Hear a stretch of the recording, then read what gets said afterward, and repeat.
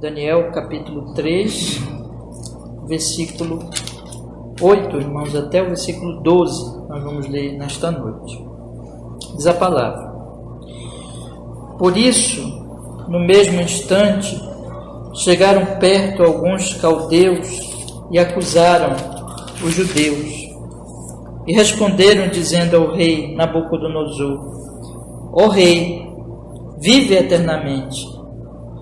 Tu, ó rei, fizeste um decreto, pelo qual todo homem que ouvisse o som da trombeta, da flauta, da harpa, da sambuca, do saltério, da gaita de folhas e de toda espécie de música, se prostrasse e adorasse a estátua de ouro. E qualquer que não se prostrasse e adorasse, seria lançado dentro da fornalha de fogo ardente. Há uns homens judeus, os quais constituíste sobre os negócios da província de Babilônia, Sadraque, Mesaque e Abidnego. Estes homens, ó rei, não fizeram caso de ti. A teus deuses não servem, nem adoram a estátua de ouro que levantaste. Amém. Vamos orar, meus irmãos, ao Senhor. Fale conosco, estamos aqui diante deste texto, nesse momento solene da pregação.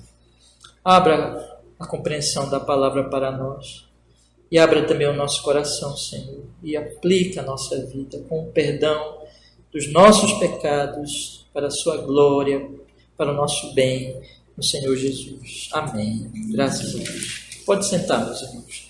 Pode sentar. Na semana passada, meus irmãos, nós vimos que o rei Nabucodonosor, ele levantou uma grandiosa estátua, brilhante, e convocou todos os poderosos, as autoridades do seu grande império. E, estando lá todas aquelas pessoas, através do seu arauto, ele decretou, anunciou o decreto, em que no momento em que as pessoas ouvissem o som de todos os instrumentos aqui destacados, várias vezes já no texto, ou seja, o som de uma grandiosa música com som de muitos instrumentos, elas deveriam se prostrar, deveriam adorar aquela grande e gloriosa estátua. Semana passada eu procurei mostrar para vocês que quando Nabucodonosor faz isso, ele está usando, irmão, de dois artifícios. Ele, como um homem poderoso, cheio de orgulho, e que na verdade aqui em todas essas circunstâncias, nós vamos observar ainda mais adiante, mas nós já temos notado aqui que Nabucodonosor é um homem que é cheio de orgulho e que se sente o próprio Deus, e que tudo que ele faz, na verdade, procura fazer de forma que as pessoas, elas façam a sua vontade, sirvam a ele. Então eu procurei mostrar para vocês semana passada que, na verdade, tudo que ele está fazendo aqui é autoadoração. Ele está buscando louvor de si próprio. Então, na verdade, quando ele diz assim: adorem essa estátua que eu fiz, que eu produzi, ele está dizendo: adorem a mim, adorem a mim. Mas nós vimos, irmãos, então, que ele usa dois artifícios. Ele usa primeiro a glória, a beleza daquela estátua, e ele usa também a beleza da música.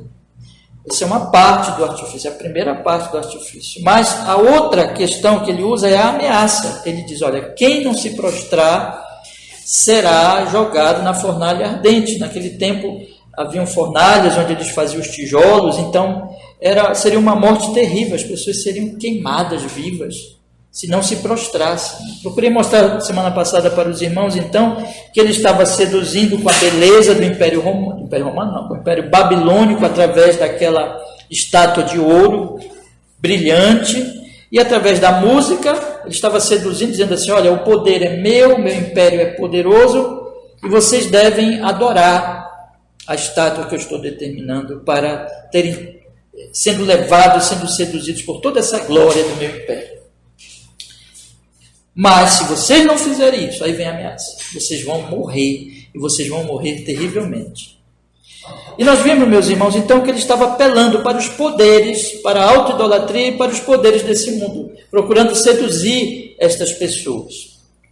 Pois bem, vamos guardar esse aspecto da idolatria, da adoração ao poder humano, ao poder político, ao poder dos homens. Vamos guardar esse aspecto, porque, meus irmãos, é exatamente isso que vai motivar, quero dizer aqui para vocês, vai motivar estes homens que vão aparecer do versículo 8 ao versículo 12, que é a continuação da história, e que esses homens, eles vão, chamados caldeus, que na verdade devia se referir ali àquele grupo de astrólogos, estava inserido naquele grupo de astrólogos, de encantadores, de sábios, que nós temos visto desde o início, irmãos, dos nossos estudos neste livro.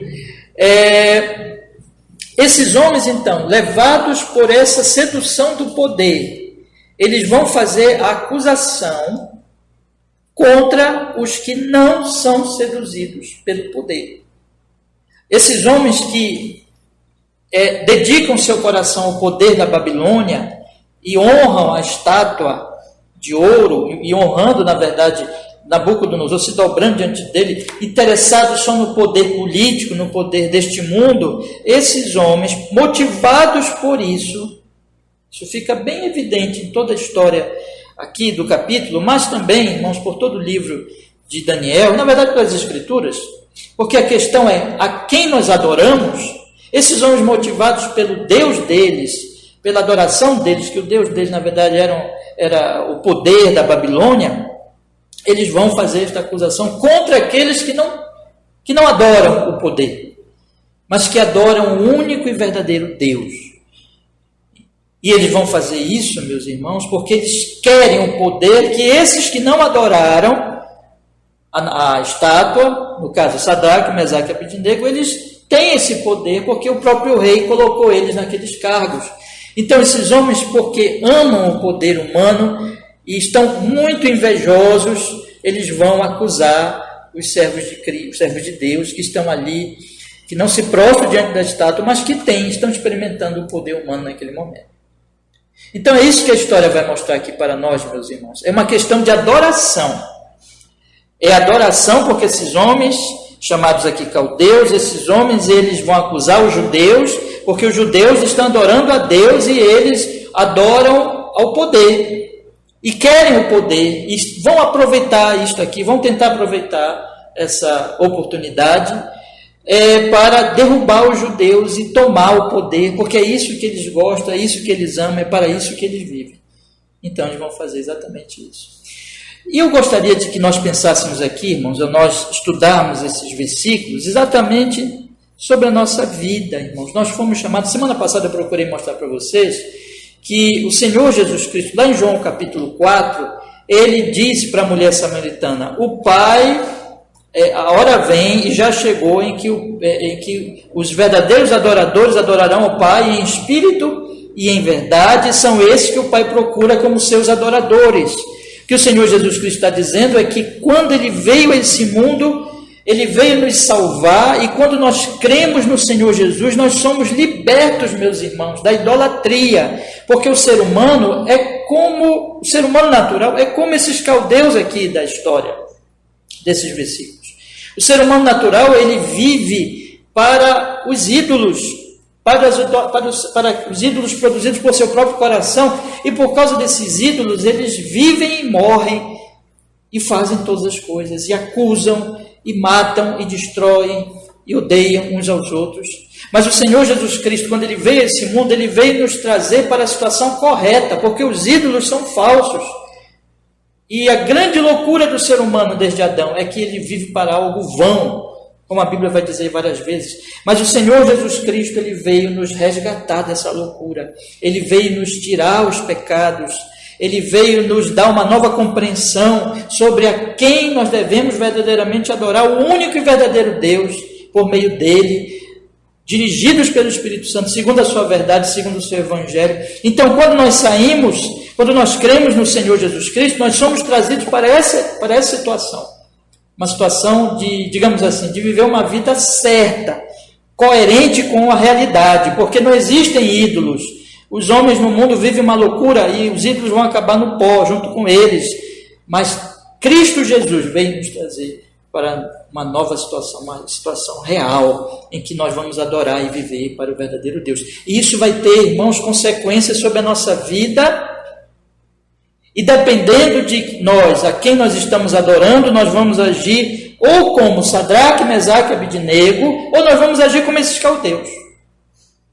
Porque a questão aqui é exatamente essa. A questão é sempre a quem nós estamos adorando. Porque nós estamos adorando o tempo todo. Todos os dias nós nos levantamos para servir os nossos deuses. Ou o Senhor, verdadeiramente. E nós que nos dizemos cristãos, estamos aqui hoje à noite. Nós devemos aplicar isso à nossa vida, irmãos. Nós fomos chamados para adorar o Senhor. Então vamos aprender aqui com este exemplo, irmãos, sobre a loucura da idolatria e sobre como a idolatria ela nos leva a nós agirmos, irmãos, dessa forma louca. E aí eu queria, irmãos, tratar com vocês de 4 aspectos aqui. Em primeiro lugar, nós vamos ver no versículo 8, a inveja dos caldeus. Em segundo lugar, nós vamos ver no versículo 9, a bajulação dos caldeus. Em terceiro lugar, nós vamos ver dos versos 10 ao 12, a acusação dos caldeus.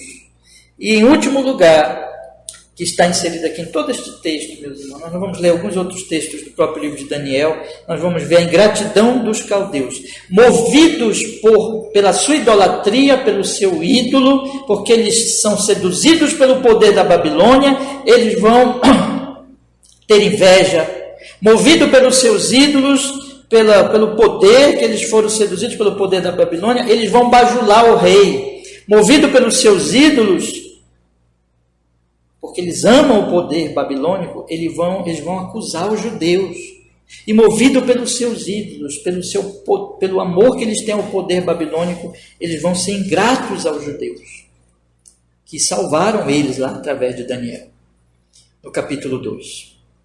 Então, meus irmãos, vamos olhar aqui o texto, tá bom? Acompanhe comigo, então. Veja o que o versículo 8 nos diz assim: por isso, no mesmo instante, chegaram perto alguns caldeus e acusaram os judeus. Nós precisamos entender, meus irmãos, o que está acontecendo aqui.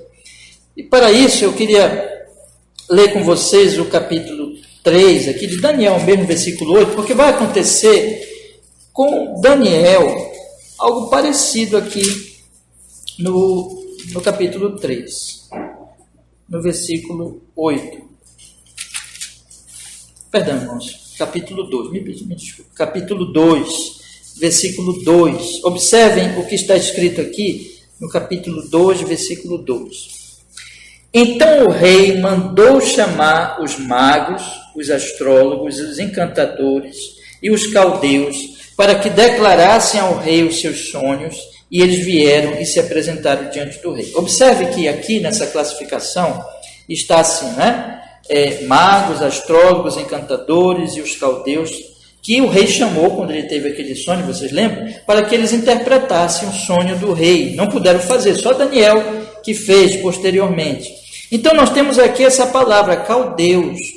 E lá agora, quando vai denominar os acusadores, vai chamá-los o quê? De caldeus. Então, podemos entender, meus irmãos, que está envolvido esse grupo aqui.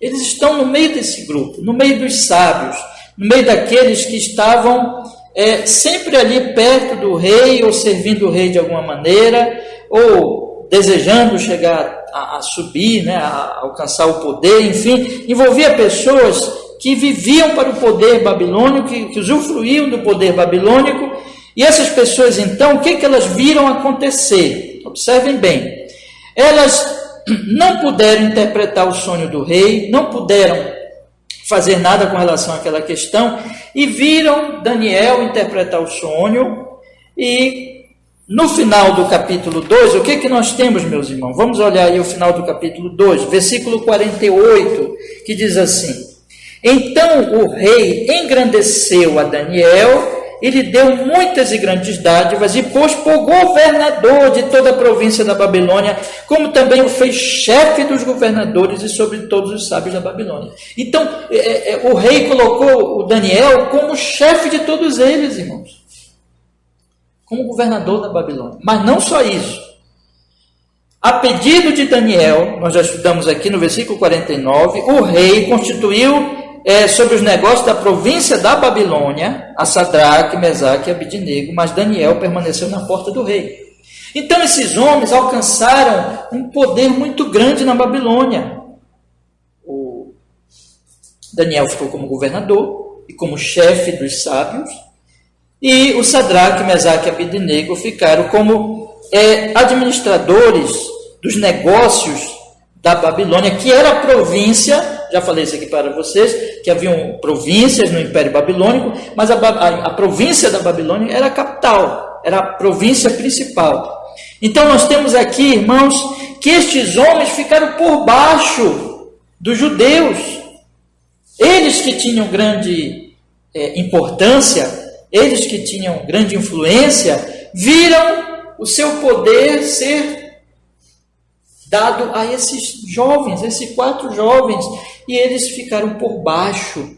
O que está acontecendo aqui, portanto, meus irmãos, é a inveja. Inveja. Pura inveja. Hoje de manhã eu falei com vocês aqui sobre a inveja, né? Que no nosso Catecismo Maior, na pergunta 128, diz assim, que um dos pecados que nós podemos ter contra os superiores, ou seja, os inferiores, um dos pecados inferiores contra os superiores, isto é, um dos pecados daqueles que estão debaixo da autoridade é a inveja contra as autoridades, é ter inveja das autoridades, é ter inveja daqueles que estão acima de nós. E é isso que está acontecendo aqui. Essas pessoas têm inveja de Sadraque, de Mesaque, de Abidnego. Nós não sabemos por que Daniel não aparece no capítulo 3. O texto não informa, e eu também não vou tentar aqui falar alguma coisa, porque seria especulação. Podemos até especular, não tem problema, mas não podemos afirmar. Por que ele não aparece no capítulo 3? Então eu prefiro nem especular mesmo, né? Mas enfim, mas aparece Sadraque, Mesaque e Abidnego. Então o que nós estamos vendo aqui? Inveja. Só que esta inveja, irmãos, por que as pessoas têm inveja? E por quê? E é isso que eu procurei mostrar na introdução. Por que eles têm inveja? Porque eles perderam poder. Poder político, poder no grande Império Babilônico. Eles amam aquela estátua de ouro. Eles se prostraram imediatamente diante da estátua. Eles amam a música da Babilônia. Eles amam o poder. Eles querem o poder. Eles querem estar em cargos importantes. Eles idolatram e eles vivem para o poder. Então, quando eles pedem o poder, e pedem o poder para alguém, evidentemente, eles vão ter inveja dessa pessoa. Então, qual é a fonte da inveja? É a adoração idolátrica. Por que as pessoas têm inveja? Eu queria que vocês guardassem isso no coração hoje à noite. Por que as pessoas têm inveja? Por que nós sentimos inveja? Por causa dos ídolos, irmãos. Porque naquele aspecto, quando a pessoa sente a inveja, é porque está faltando amor a Deus. E ela está idolatrando alguma coisa que ela quer mais do que Deus. Lembra que eu falei de manhã para vocês que a inveja é um pecado contra a providência?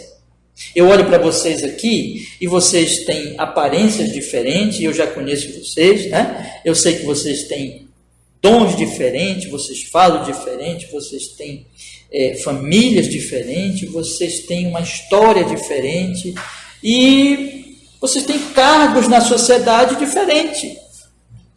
Quem decidiu tudo isso? Deus, irmãos. Deus criou você, Deus deu talento para você, Deus operou na providência para que você chegasse até onde você está agora. E Deus deu coisas para você que não deu para outras pessoas. Deus deu dons e talentos para outras pessoas e coisas para outras pessoas que não deu para você.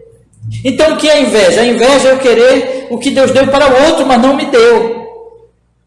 A inveja é eu querer algo que Deus não quer para mim, ou querer ser alguém que Deus não quer que eu seja, ou ter um cargo que Deus não quer me dar. Isso é inveja. E quando eu faço isso, então, eu estou me revoltando contra a providência. Mas quando eu me revolto contra a providência, eu estou dizendo assim, eu estou amando mais essas coisas que eu não tenho do que Deus que dá ou não dá. E dá a quem quer, e não dá a quem Ele não quer dar. Porque eu não estou adorando a Deus, porque eu não estou louvando a Deus, mas eu estou adorando aquelas coisas.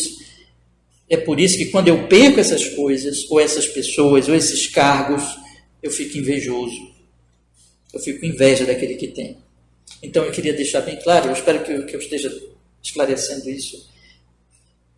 A inveja vem sempre dessa pergunta, quem eu estou adorando? Ou a inveja ou a não inveja, ou não ter inveja, ou ser... Quando eu sou grato a Deus, é porque eu adoro a Deus. Quando eu invejo e não estou sendo grato a Deus, é porque eu estou adorando alguma coisa que eu perdi ou que eu não tenho. Esse é o ponto. E aqui o que está acontecendo é que essas pessoas, porque elas perderam os cargos e porque elas adoram a estátua de ouro, adoram o poder e querem ficar bem com o rei, elas estão muito aborrecidas, muito ressentidas, porque aqueles malditos judeus pegaram os cargos importantes e elas ficaram por baixo. Inveja. Em segundo lugar, meus irmãos, o que eles vão fazer?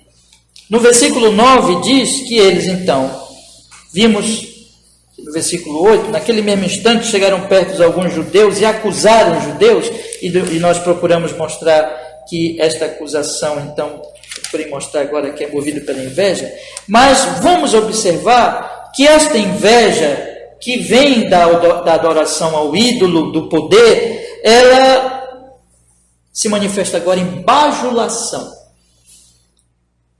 No versículo 9 diz, e responderam dizendo ao rei, ou seja, eles naquele mesmo momento, antes de continuar, quero colocar assim, ele está lá a multidão, muita gente, e todo mundo se prostra, meus irmãos, praticamente todos se prostram, mas de repente aqueles homens veem os 3 jovens, Sadraque, Mesaque e Abidnego, e aqueles 3 jovens ficam de pé. Eles não se prostram. Se esses homens não tivessem falado nada, aquilo Nabucodonosor nem ia saber, nem ia acontecer nada. Mas eles viram e eles então disseram, aí está a nossa oportunidade. Vamos derrubar esses nossos inimigos judeus que tomaram nosso cargo. Vamos acusá-los. Mas antes de acusá-los propriamente, eles vão se aproximar do homem poderoso. Eles vão se aproximar de Nabucodonosor. E eles vão, meus irmãos, bajular Nabucodonosor. Vamos ler o versículo 9? Eles dizem assim, e responderam dizendo ao rei Nabucodonosor, ó rei, vive eternamente. Eles fazem essa saudação, possivelmente era uma saudação comum, né? Mas eles fazem aquilo, irmãos, dizendo que o rei viva, mas eles não estão sendo sinceros. Eles não amam Nabucodonosor. Olha, eu quero colocar uma coisa para vocês aqui. Com a continuidade da história, nós vamos observar que Daniel ama Nabucodonosor.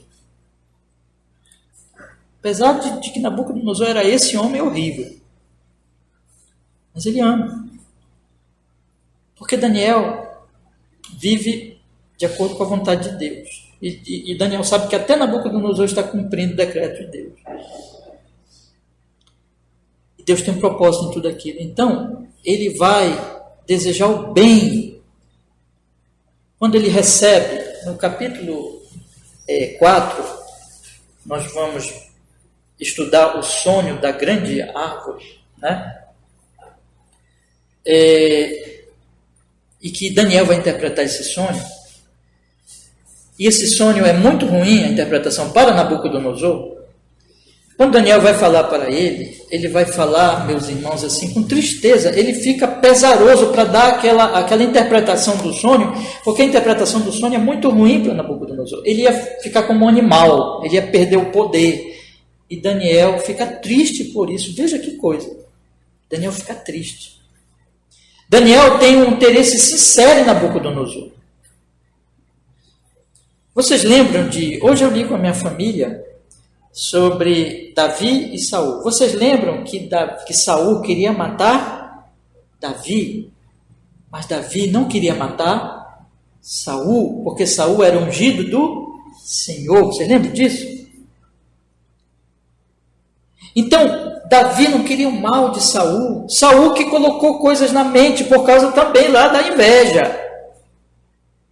Começou a desconfiar do rapaz.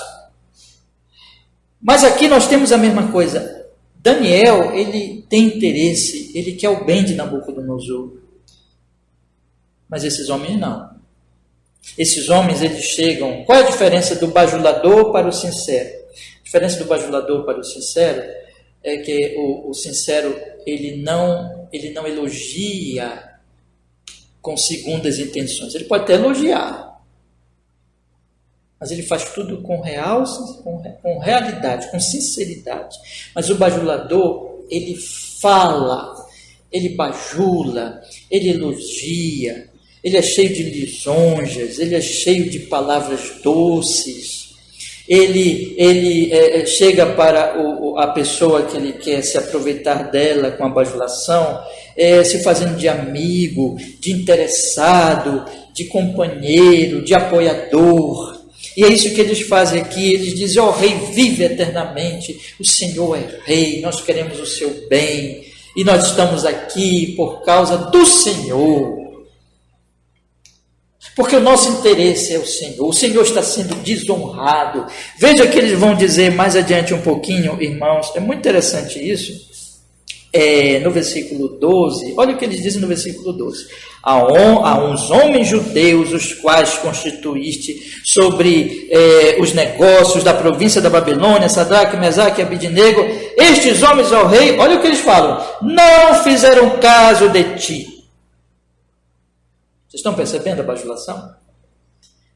Não fizeram caso de ti. O Senhor decretou, o Senhor disse que deveriam todos se prostrar e eles não te honram, rei. E olha que o Senhor deu cargo para eles. O Senhor foi bom para eles. Eles são estrangeiros e o Senhor os colocou como administradores da capital. E olha o que eles fazem, olha a ingratidão desses homens. Esses homens não te honram, não te obedecem, eles te afrontam na tua face, rei. Que homens maus e perversos, mas nós não, rei. Nós estamos aqui, nós queremos o teu bem, nós dizemos: viva rei, viva eternamente, nosso rei, nosso Senhor. Nós estamos aqui desejosos de que o rei Nabucodonosor seja honrado. Vocês estão entendendo a falsidade? Eles não estavam interessados em Nabucodonosor nem um pouco. Eles queriam o poder que o rei podia dar a eles. Então eles bajulam. O que é o bajulador? O bajulador é aquele que se aproxima, porque ele tem segundas intenções, ele tem interesses, e aí ele começa a tentar cativar as pessoas das quais ele quer conseguir algo, com palavras bonitas de elogios e assim por diante. Mas por que eles fazem isso, irmãos? Porque eles estão lisonjeando, porque eles são insinceros, porque eles são falsos, porque eles adoram o poder. Quero chamar a atenção de vocês nesta mensagem sempre, que tudo que esses homens estão fazendo, o que eles estão fazendo é uma questão de adoração. Eles são falsos, eles são bajuladores, porque eles adoram o poder, e eles querem o poder. Vamos para o terceiro aspecto, irmãos. A acusação dos caldeus. Agora nós vamos ler do 10 ao 12. Acompanhe comigo. Diz assim a palavra do Senhor. Tu, ó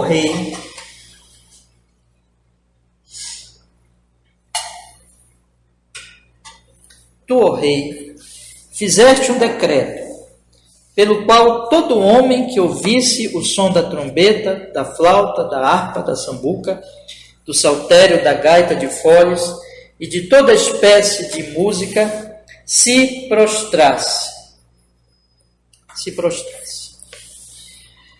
e adorasse a estátua de ouro. E qualquer que não se prostrasse e adorasse seria lançado dentro da fornalha de fogo ardente. Há uns homens judeus, os quais constituíste sobre os negócios da província de Babilônia, Sadraque, Mesaque e Abednego. Estes homens, ó rei, estes homens não fizeram caso de ti. E olha o que eles dizem em seguida: a teus deuses não servem, nem adoram a estátua de ouro que levantaste. Então, qual é a acusação? A acusação, meus irmãos, é: eles não adoram a estátua. Nós adoramos a estátua, mas eles não adoram a estátua. A acusação é essa. E eles estão acusando, aproveitando esse ponto de que eles não adoraram a estátua, porque eles sabem que a pena que o rei colocou, e eles enfatizam isso, o seu decreto disse isso. Seu decreto não pode voltar atrás, como quem diz assim, é o decreto. E estes homens que tu constituíste, eles não cumpriram o decreto, eles não adoraram. E o decreto é que qualquer que não adorasse seria lançado na fornalha de fogo ardente. Então, com isso, eles estão dizendo assim, eles não adoram, e qual é a pena? A fornalha, para quem não adora. Então, com isso, o que eles querem? A morte dos judeus. Eles querem a morte dos seus inimigos, que eles invejam. Vamos olhar, meus irmãos, agora lá para o capítulo 6, por favor. Abra lá comigo, por gentileza, o capítulo 6. E observe que Daniel vai passar por alguma coisa bem parecida com isso, no capítulo 6, já no tempo do outro rei, o rei Dario. Então, observe no capítulo 6, a partir do primeiro versículo, a Escritura nos diz assim: E pareceu bem a Dario constituir sobre o reino 120 príncipes que estivessem sobre todo o reino.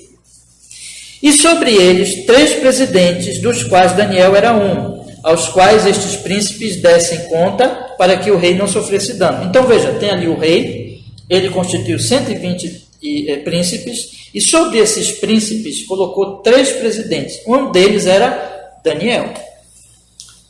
Então o mesmo Daniel se destacou, diz o versículo 3, sobrepujou a estes presidentes e príncipes, porque nele havia um espírito excelente. O rei pensava constituí-lo sobre todo o reino. Então o rei estava com esse pensamento. Ele era presidente junto com os outros 2, e ele se destacava. Então o rei já estava pensando em elevar mais ainda Daniel e constituí-lo sobre todo o reino. E aí, meus irmãos, mais uma vez, agora aparece a inveja de homens que querem o poder, que servem o poder. Então esses homens fazem o que no versículo 4? Então os presidentes e os príncipes procuraram achar ocasião contra Daniel a respeito do reino, mas não podiam achar ocasião ou culpa alguma, porque ele era fiel e não se achava nele nenhum erro nem culpa. Então eles ficaram pesquisando se achavam alguma falha em Daniel para o acusar. Os homens lá do Sadraque, Mesaque e Abednego já tinham achado, né? Aqui eles, nessa situação aqui, nesse outro contexto histórico, eles não conseguiu achar. Então, vocês conhecem a história, eu não vou continuar lendo mais. Eles induziram o rei a fazer um decreto, e Daniel ia se dar muito mal naquele decreto, porque ele continuaria adorando a Deus. Enfim, mas o que eu quero mostrar para vocês aqui é que a acusação ela é levada pela inveja.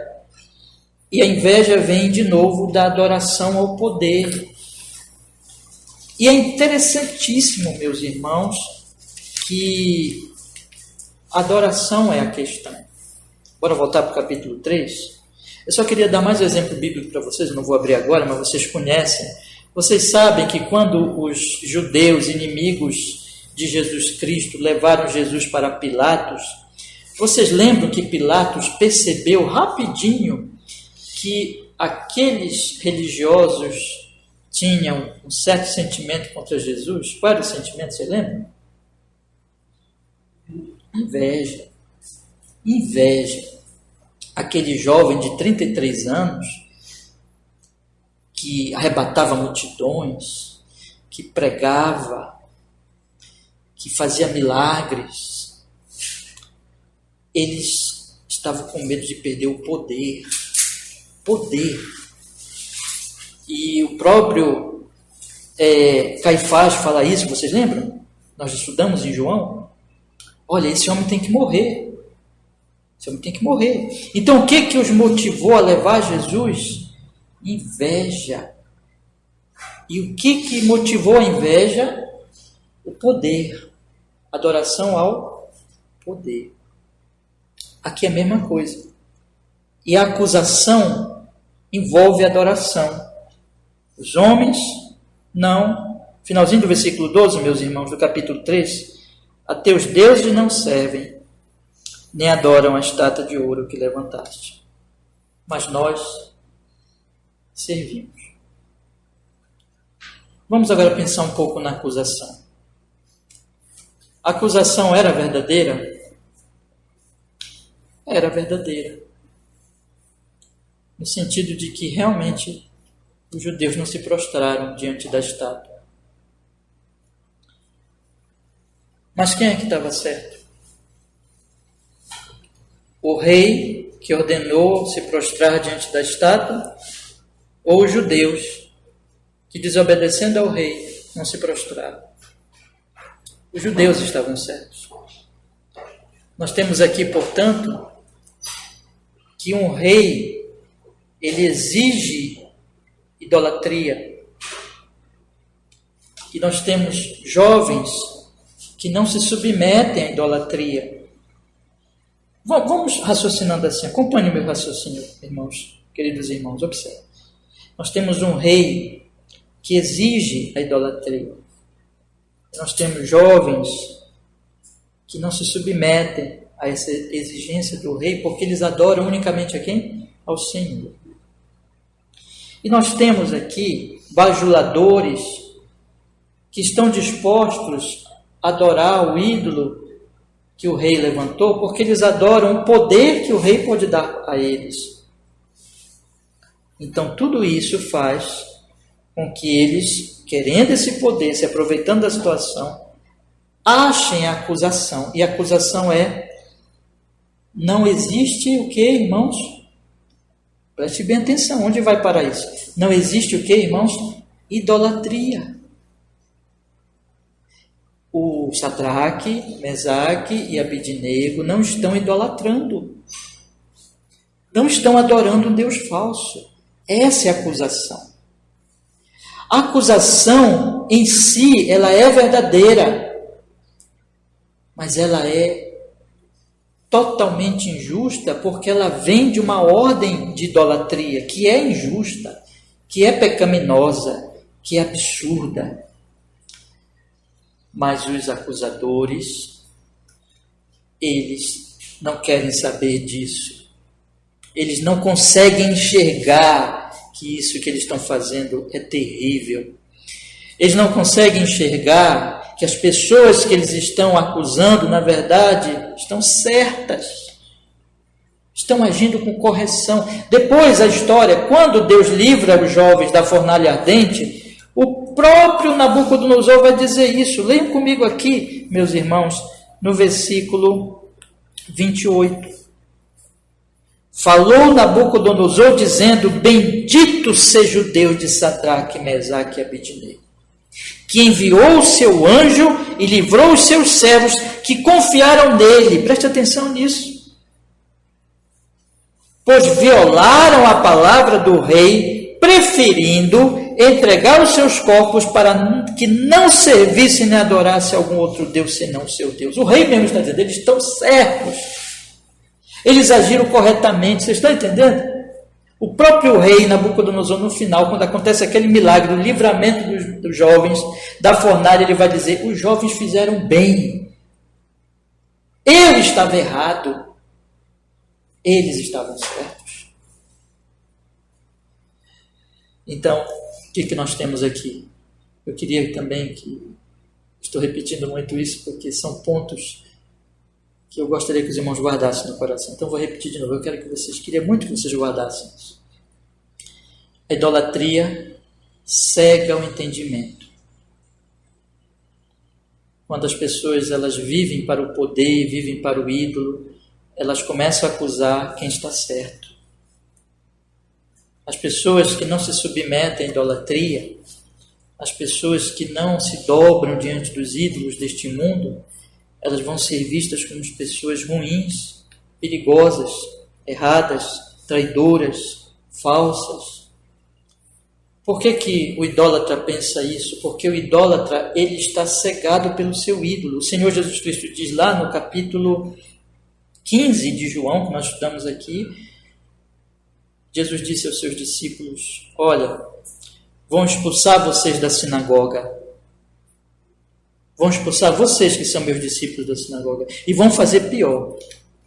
Chegará o momento em que vão matar vocês, pensando que estão prestando um culto a quem? A Deus. Tudo é uma questão de idolatria.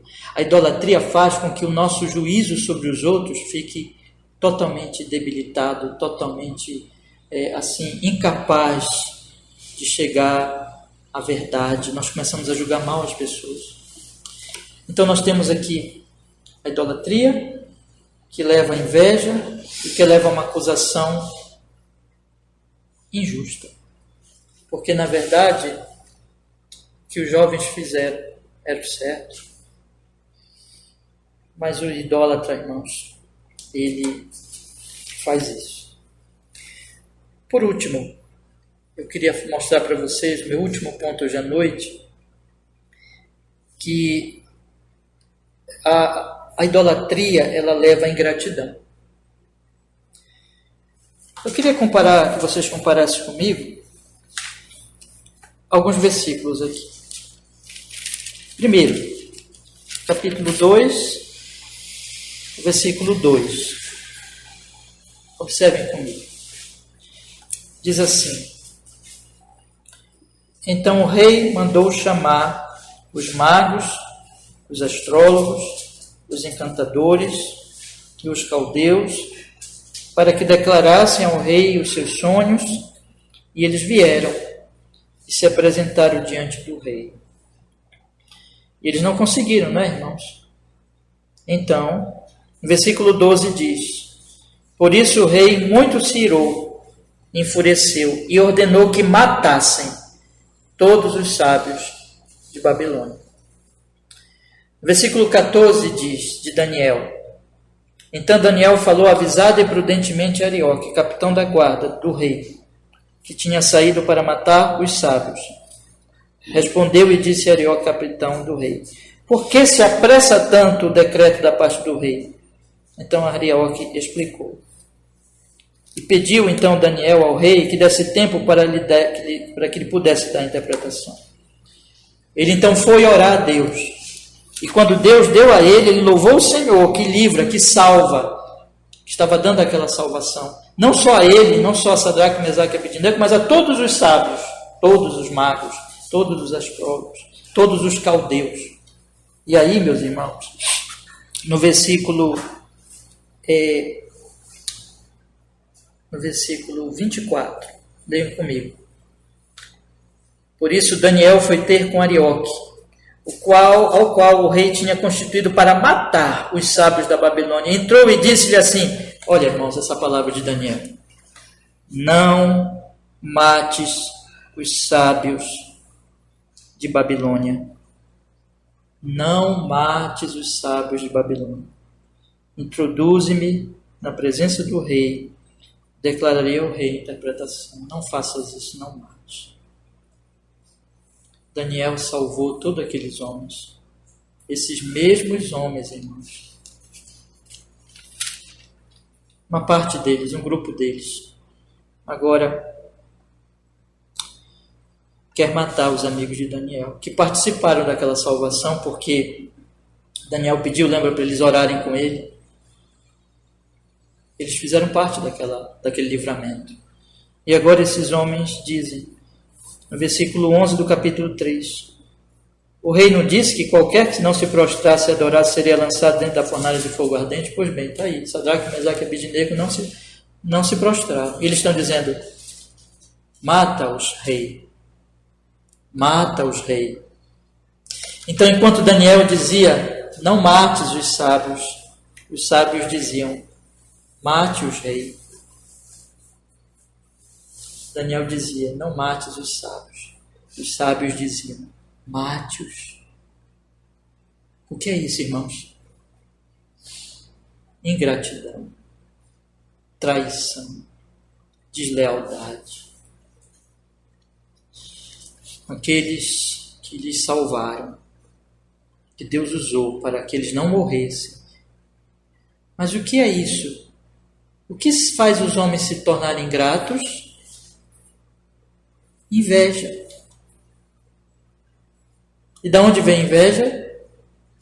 Da idolatria.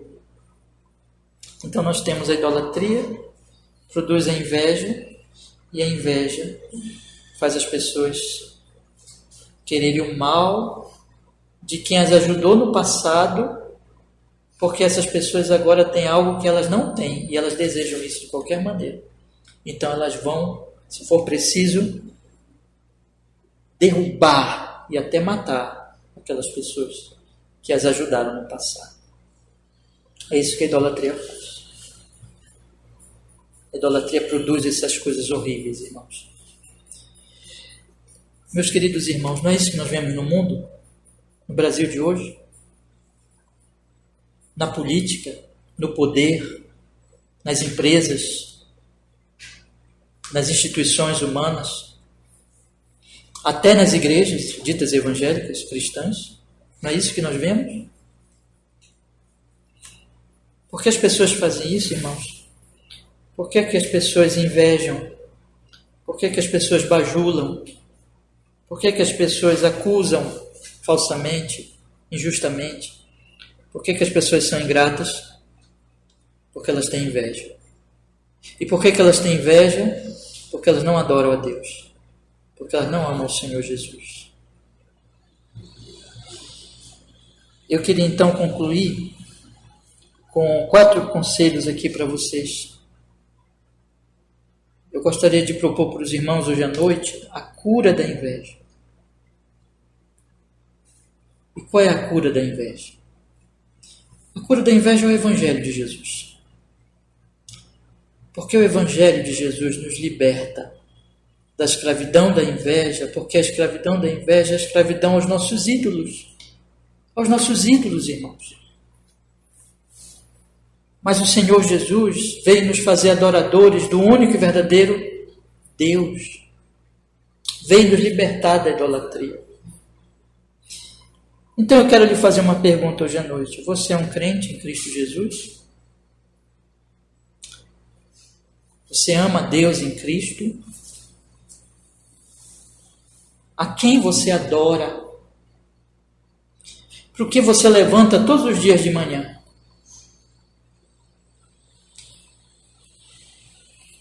Se você é um crente em Cristo Jesus, o Senhor Jesus Cristo diz que você foi lavado com o seu sangue, foi justificado, foi santificado. E como o apóstolo Paulo diz, irmãos, que quer vivamos, que quer morramos, irmão Caleb leu hoje, somos de quem? Do Senhor. Então, eu fui salvo para ser um adorador, isso que Jesus disse para a mulher samaritana, para ser um adorador em espírito e em verdade. É por isso que o Senhor Jesus Cristo, porque Ele é o exemplo de alguém que obedece, que ama ao Pai, Ele lavou os pés dos discípulos. Irmãos, o Senhor Jesus Cristo, Ele era totalmente imune à inveja. A inveja. Porque Ele dizia assim, uma coisa eu tenho para fazer, uma comida eu tenho para comer, um pão eu tenho para comer, que é o quê? É fazer a vontade daquele que me enviou e cumprir a minha missão, cumprir a minha jornada. Você foi salvo por Jesus Cristo para ser adorador de Deus Pai e não para viver para um ídolo. E quando isso acontece, meu querido irmão, quando você experimenta isso na sua vida, você é liberto da inveja. Porque você é grato a Deus e você passa a querer servir aos outros por amor a quem? A Deus, seu Senhor, o seu Salvador. Então hoje eu quero lhes aconselhar a que você medite. Você tem deixado, em algum sentido, a inveja tomar conta do seu coração? Hoje eu disse para os irmãos que a inveja é um pecado que ninguém nós vemos confessar. É um pecado inconfessado. Mas é um pecado que está dentro. Se vocês perguntassem para esses homens e perguntassem para eles, vocês têm inveja de Sadraque, Mesaque e Abednego? Eles diriam, nunca. Nós não temos inveja deles. Mas eles morriam de inveja. Se vocês perguntassem aos fariseus, ao sinédrio, aos saduceus que levaram Jesus a Pilatos, vocês têm inveja de Jesus? Eles diziam, nunca. Vamos ter inveja de um homem desse? Mas eles estavam morrendo de inveja. Então eu quero te perguntar hoje à noite. Porventura, não há alguma raiz de inveja no seu coração? Se isso está acontecendo, meu querido irmão, é porque você está perdendo o foco. Você foi salvo por Jesus para ser um adorador. Então não se importe no que você tem ou não tem. A questão é, ame ao Senhor, adore ao Senhor. E você vai ser uma pessoa satisfeita em Deus. Com o que você tem, com a providência, com os talentos, com as bênçãos, com as misericórdias. E você vai dizer, amém, Senhor. O que o Senhor me deu, eu agradeço, é graça. E o que o Senhor não me deu, não é mesmo para mim. Porque o que tu tens para o outro, não tens para mim. Porque tu tens um trabalho para mim, tu tens uma missão a mim. E o meu pão e a minha bebida, a minha comida, é fazer a vontade do meu Pai que está nos céus. Então eu quero lhe aconselhar a meditar nisso, a guardar isso no seu coração. E a fazer esse exercício espiritual, aplicando a sua alma, a sua vida hoje à noite. E você vai observar que isso vai lhe livrar de toda inveja, de todo ciúme, de todo aquele sentimento de ficar olhando a vida dos outros, insatisfeito porque não tenho isso, não tenho aquilo que o outro tem. Coisas assim, irmãos. E sermos gratos ao Senhor, porque nós temos o Senhor. Lembra de Davi? O Senhor é meu pastor, nada me faltará. Lembra de Paulo? Para mim o viver é o quê? Cristo, e o morrer é lucro. Então eu já tenho tudo, eu já tenho Cristo. Eu não preciso do poder, eu não preciso de nada.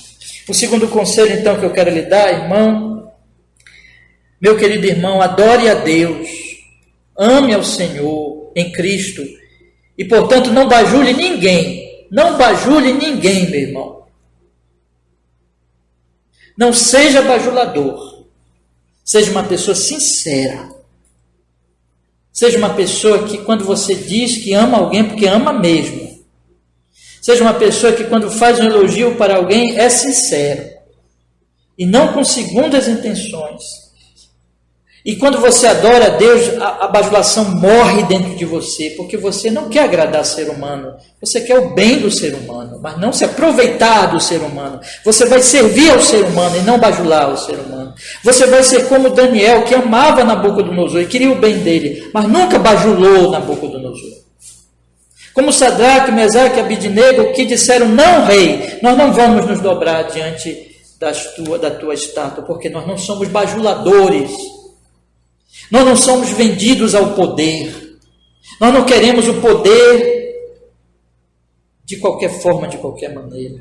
Porque nós temos um dom maior, um tesouro maior. Deus verdadeiro, nosso Senhor, a quem nós adoramos. Nós já temos, nós não precisamos bajular ninguém.